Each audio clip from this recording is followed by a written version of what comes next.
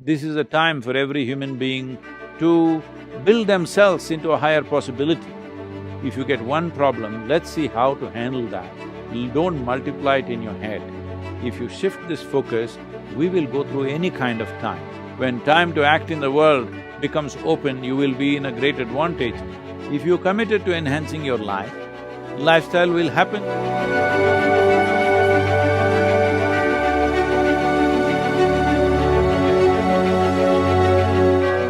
Right now, there is just so much suffering that it's, and you open the TV or the internet or everywhere. How does one cope? I mean, is it the same way, meditation and praying, or is it staying present or your breath? The things you often talk about, are those things relevant? Is there something else people should do right now to just cope, and not lose hope? Young kids are telling me we will never get a job. What is going to happen to my life? It's like, what would you say to such people? See, one thing is, a whole lot of people in the world go about like they're immortal. Now, mortality is staring in your face like never before, probably. So this is one thing that's upsetting people. We need to understand, if we have to stay sensible, we must be consciously aware. Every moment of our life, if we are aware that we are mortal, we will organize and plan our lives and the little time that we have and the energy that we have in the best possible way. This idea that other people die, no, no, no, you and me will die. We want to complete our time and die, that's all. There's no such thing as we will not die. But everybody thinks other people die. No, no, no, you and me will die, that goes for everybody. We are all mortal creatures, we are all dying kind, all right? Now with the virus, it's staring in our face, but it was always staring in our face and we were missing the point. Having said that, this is not to be insensitive to the deaths that have happened, loss of dear ones, loss of economic losses, loss of jobs, everything. But we need to understand this. This is a time when mortality is so obvious to everybody. This is a time to understand our focus should be on the nature of our life and the quality of this life. Right now, most people's focus is on their lifestyle. So everybody's crying about the loss of lifestyle. I'm saying if you have life, it's good enough. Lifestyle is just of our times. If all of us were here 1,000 years ago, maybe all of us would be living in huts. Those people that you think in Mumbai are very poor, maybe we would be in same kind of squalor and we wouldn't mind, we thought it's fine, all right? So right now, somebody else is living in a better house, comparing myself to that person, now I suffer my home. This need not be so. Do not be committed to lifestyle. Your commitment should be to make this life as beautiful as possible.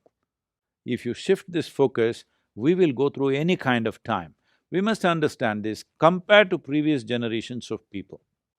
There were world wars, there were famines, there were terrible events that happened in the world and including in India, all right? This generation, we have not seen anything like that. This is a bad one, but still it's a soft ball. If you behave responsibly, it is not going to hit you.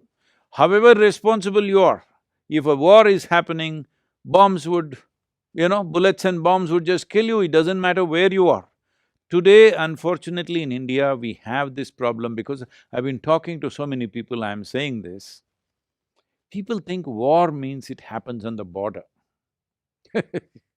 No, it is happening on the border, it is happening on the border because a few brave men and women are standing there, and because of their efficiency, it is happening only on the border. If they don't stand there, it will be happening in Delhi. If our soldiers are not doing their job well, their soldiers, the enemy soldiers will be walking on the streets, all right? And you know all the terrible things that have happened with the past invasions. Don't forget that. I'm saying that way, as a generation of people, in terms of comforts and conveniences, no generation ever had these kind of comforts and conveniences. No generation had survival better organized than this generation.